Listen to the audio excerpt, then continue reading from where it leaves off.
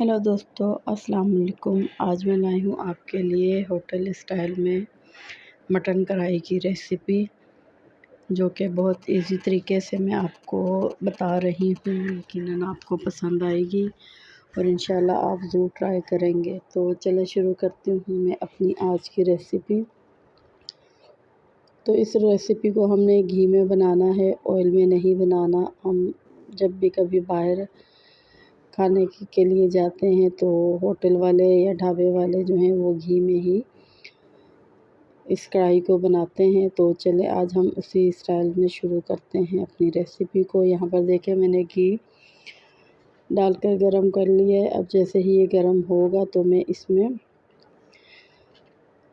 6 से 7 अदद टमाटर डालूँगी और उसे 2 हिस्सों में काट कर इस तरह घी के अंदर डाल देंगे।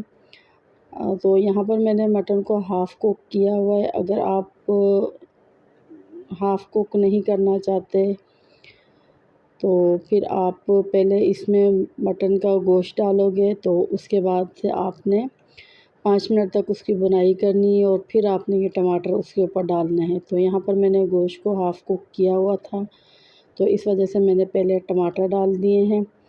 तो 5 मिनट कवर करने के बाद टमाटरों के साइड को चेंज कर लेंगे ताकि हमें छिलका उतारने में आसानी हो। तो इस तरह इन्हें पलट कर रख देंगे और दोबारा इसे कवर करके 5 मिनट तक तेज़ आंच पर पकाएंगे। इससे हमें इसके छिलके उतारने में आसानी होगी। तो यहाँ पर देखें 5 मिनट के बाद मैंने इसकी आंच को हल्का कर दिया था और अब इसे दोबारा पलट रही हूँ। पलटने के बाद इसके तमाम छिलकों को उतारना है और चमचे की मदद से हमने इस टमाटरों को पीसना है इसी घी के अंदर। ये देखें कितने आराम से इसके छिलके निकल रहे हैं। इसी तरीके से ये छिलके निकालने हैं।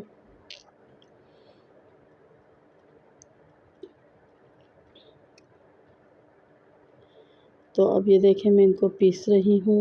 आपने भी किसी मशीन वगैरह में नहीं पीसना, इसे हो सके तो इसी तरह चमचे की मदद से पीसना है आपने।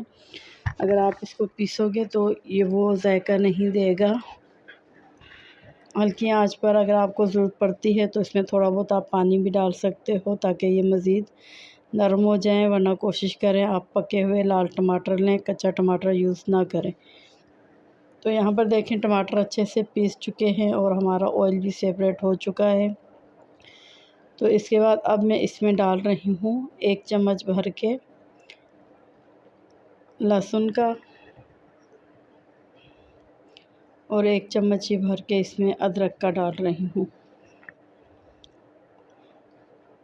ये दोनों चीज़ें आपने पहले नहीं डालनी, टमाटरों के बाद ही डालनी है।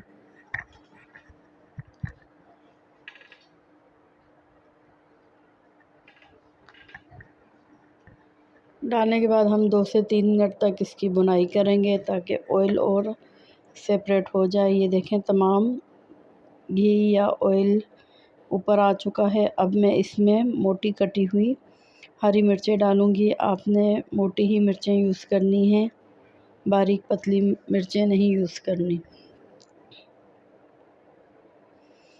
अब ये देखें ये हाफ़ कुक किया हुआ मेरे पास मटन है, मैं ये डाल रही हूँ। आप चाहो तो इसे मुकम्मल भी कुक कर सकते हो या ऐसे कच्चा ही भी डाल सकते हो। मैंने कच्चा नहीं डाला कि शायद जल्दी कुक ना हो, इस वजह से मैंने एहतियातन हाफ़ कुक कर लिया था। अब देखें डालने के बाद मैं इसकी बुनाई कर रही हूँ अच्छे से।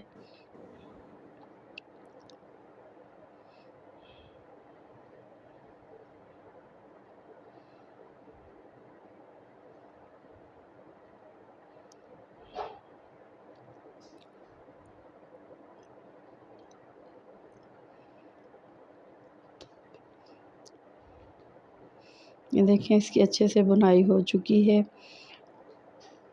और आखिर में मैंने इसमें काली मिर्चें और नमक डाल लिया था। नमक मैंने हाफ़ कुक करते वक्त भी डाला था और काली मिर्चें डाली हैं। इसके अलावा इसमें कोई भी लाल मिर्च वग़ैरह नहीं गई है। तो ये देखें ये बनकर यहाँ पर तैयार हो चुकी है। बहुत ही इजी सी रेसिपी है। काली मिर्चें पिसी हुई आपने बिल्कुल आखिर में डालनी है। मुझसे वो क्लिप मिस हो गया, इसके लिए मैं माज़रत चाहती हूँ। तो ये थी मेरी रेसिपी। अब मैं आपसे इजाज़त चाहती हूँ, दुआ में याद रखिएगा। अल्लाह हाफ़िज़।